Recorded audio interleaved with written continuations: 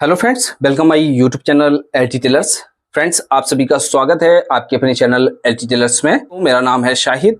एक और नई वीडियो में आप सभी का बहुत बहुत स्वागत है। आज की इस वीडियो में के बारे में हम बात करते हैं। फ्रेंड्स, हमारे एक सब्सक्राइबर का कमेंट आया हुआ था और उनको ये जानना था कि जैसे किसी कस्टमर का जो पेट है वो 40 इंच है और उसका सीना भी 40 इंच है और शोल्डर 19 इंच है, तो उसका कुर्ता कटिंग किस तरह से करेंगे। तो फ्रेंड्स, वैसे तो हमने इस पर वीडियो बनाकर अपलोड कर दिए हैं। कुर्ते की कटिंग की वीडियो हमारे चैनल पर कई पड़े हुए हैं। यदि आपने उन वीडियो को नहीं देखा है तो आप उन वीडियो को देख सकते हैं। लेकिन फ्रेंड्स, हमने सोचा कि इस वीडियो में भी हम आपको बता देते हैं कि हमारे जो सब्सक्राइबर ने ये कमेंट किया हुआ था, तो उनके कमेंट से हमें और लोगों को भी बताने का मौका मिल रहा है। तो इस हिसाब से इस पर हम आपको मार्किंग करके बताएंगे किस तरह से आपको कुर्ते पर मार्किंग करनी है या शर्ट पर मार्किंग करनी है। तो इस पर हम आपको मार्किंग करके बताएंगे। तो फ्रेंड्स, आप वीडियो को पूरा देखिएगा, आपको अच्छी तरीके से समझ में आएगा और ये वीडियो आपको जरूर पसंद आएगा।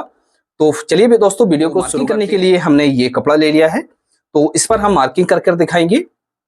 तो इस तरह से ये कपड़ा लेने के बाद दोस्तों, कपड़े को हम फोल्ड कर लेते हैं। इस तरह से हम फोल्ड करते हैं। तो इस तरह से जब भी हम कटिंग करते हैं तो कपड़े को इस तरह से फोल्ड कर लेते हैं और फोल्ड करने के बाद इस पर हम मार्किंग करते हैं। तो आपको इसी तरीके से मार्किंग करनी होगी। और दोस्तों, इसमें जो जो मेन पॉइंट होंगे वो हम आपको समझाएंगे कि आपको मिस्टेक कहाँ कहाँ आती होगी। तो इस तरह से जब भी आप मार्किंग करेंगे तो आपको अच्छी तरीके से समझ में आ जाएगा।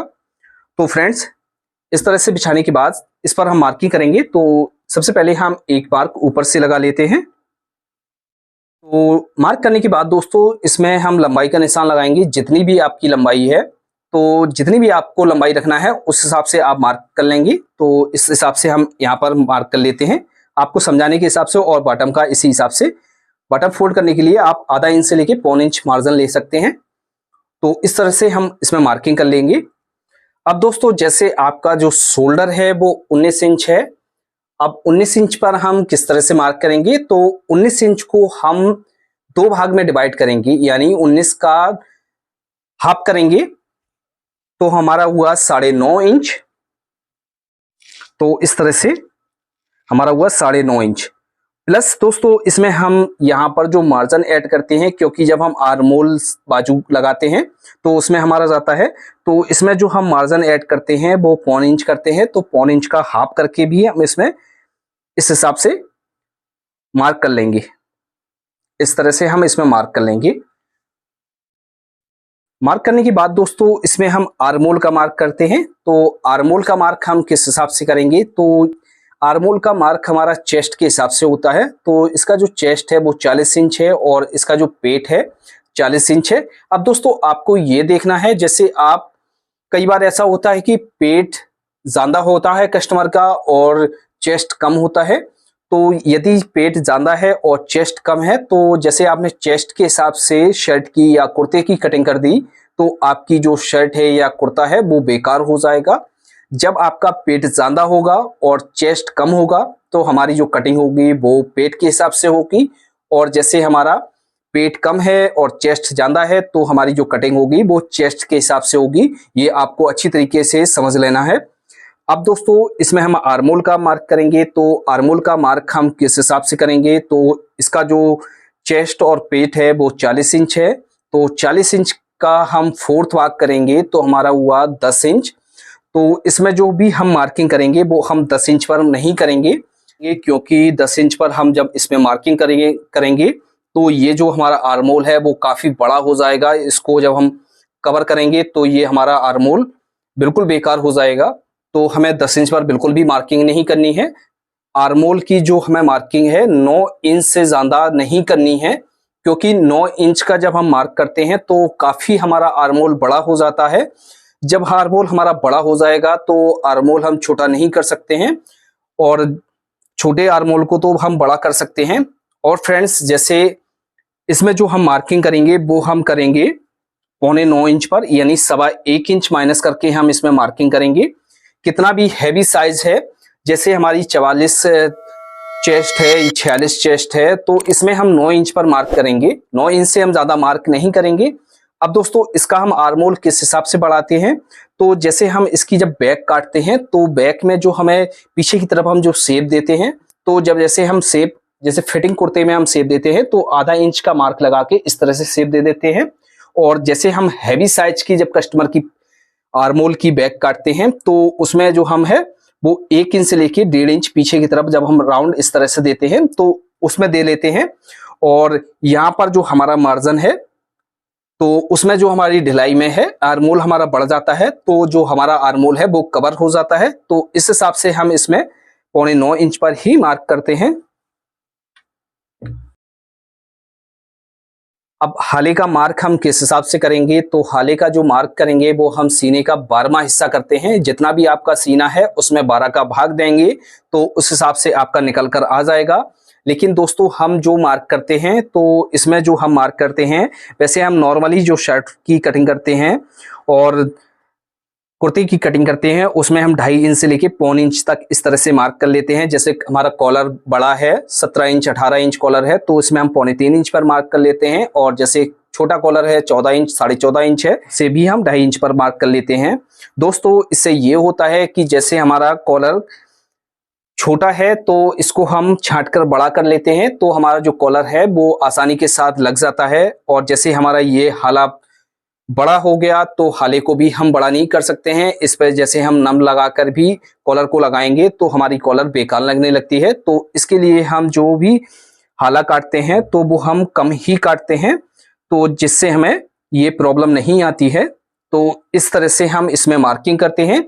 मार्किंग करने के बाद दोस्तों अब हम कंधी किस हिसाब से डाउन करते हैं, तो कंधी जो दोस्तों हम कई तरीकों से हमारी डाउन की जाती है। किसी शख्स के शोल्डर इस तरह से होते हैं, फ्लैट होते हैं, किसी के हल्के से डाउन होते हैं, किसी के एकदम डाउन होते हैं।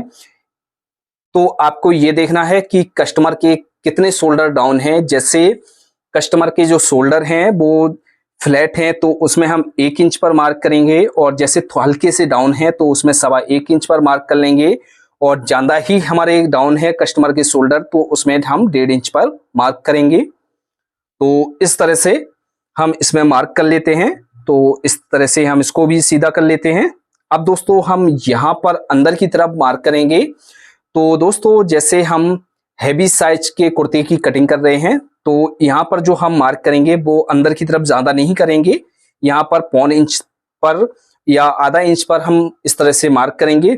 और जैसे आप किसी लड़के की कुर्ते की कटिंग कर रहे हैं या स्लिम फिट कुर्ते की कटिंग कर रहे हैं, टाइट फिटिंग कुर्ते की कटिंग कर रहे हैं, तो इसमें हम जो मार्क करेंगे वो जितना हमने यहाँ पर मार्क किया है उतना ही मार्क हम यहाँ पर करेंगे। अब इसके हम चेस्ट का मार्क करेंगे। तो इसका जो चेस्ट है वो 40 इंच है तो 40 का हम 4th भाग करेंगे। तो इस तरह से हमारा 4th भाग हो गया 10 इंच। और इसमें जो हम लूजिंग ऐड करेंगे, जैसे आपको फिटिंग में रखना है तो नॉर्मली फिटिंग का पहनना है तो इसमें जो हम लूजिंग ऐड करेंगे वो करेंगे 2 इंच की। और जैसे आपको थोड़ा सा लूज पहनना है तो 2.5 इंच पर या 3.25 इंच पर आप लूजिंग ऐड कर सकते हैं। तो इस तरह से आप लूजिंग करेंगे और यहाँ पर इस तरह से आप राउंड दे देंगे। तो फ्रेंड्स जैसा कि हमने आपको आर्मोल में बताया हुआ था कि आर्मोल में हमारा जो है वो लूजिंग कहाँ से बढ़ती है। जैसे हमने इसका जो मार्क किया हुआ है सीने का, तो आप देखिए ये हमारा काफी राउंड बन गया है। तो इसको हम नाप कर आपको दिखा देते हैं। इतना हमारा दबाव में चला जाएगा और इतना जो है हमारा ये राउंड है। तो इस तरह से ये हमारा 9.5 इंच आर्मोल बनना है। जब हम इसको बैक को बढ़ाकर काटेंगे, जब भी हम इसकी बैक काटेंगे तो इस हिसाब से बैक को काटेंगे। जब हम इस हिसाब से बैक को काटेंगे तो ये दोनों पार्ट हमारे जब जुड़ जाएंगे तो ये काफी बड़ा हमारा आर्मोल हो जाएगा। तो हमारे आर्मोल के फंसने की समस्या नहीं आएगी। तो आर्मोल भी आपका बड़ा हो जाएगा और आपका फंसेगा भी नहीं, अच्छी तरीके से आपकी कुर्ते की कटिंग हो जाएगी। तो इस तरह से आपको समझ में आ गया होगा हाले के बारे में, कंधी के बारे में, आर्मोल के बारे में। अब फ्रेंड्स बात कर लेते हैं यहाँ पर हम चाक का निशान किस हिसाब से लगाते हैं। तो आर्मोल के मार्क से हम यहाँ पर 15 इंच पर भी मार्क कर लेते हैं चाक का। और जैसे थोड़ा सा किसी को नीचे पहनना है तो आप 16 इंच पर भी मार्क कर सकते हैं। तो इस हिसाब से हम इसमें मार्क कर लेते हैं। मार्क करने के बाद दोस्तों जितना आपने यहाँ पर मार्क किया हुआ है उतना ही मार्क आपको यहाँ पर करना है। तो ये तो आपको फिटिंग में रखना है। जैसे बहुत से लोग यहाँ पर ढीला पहनना पसंद करते हैं, तो उसमें आपको क्या करना है, जितना ये मार्क है उससे आपको आधा इंच लेके पौन इंच बढ़ा देना है इस हिसाब से।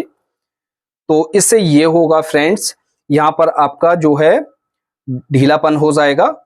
तो इस तरह से हमारी ये मार्किंग हो जाती है। अब इसमें हम पेट का निशान लगाएंगे यानी स्टोमच का। तो स्टोमच का मार्क किस हिसाब से करेंगे, तो फिटिंग वाले कुर्ते में हमारा जो है मार्क इस हिसाब से लगाया जाता है। इन दोनों मार्कों को हम नापते हैं, नापने के बाद इस तरह से हम सेंटर पर मार्क कर देते हैं।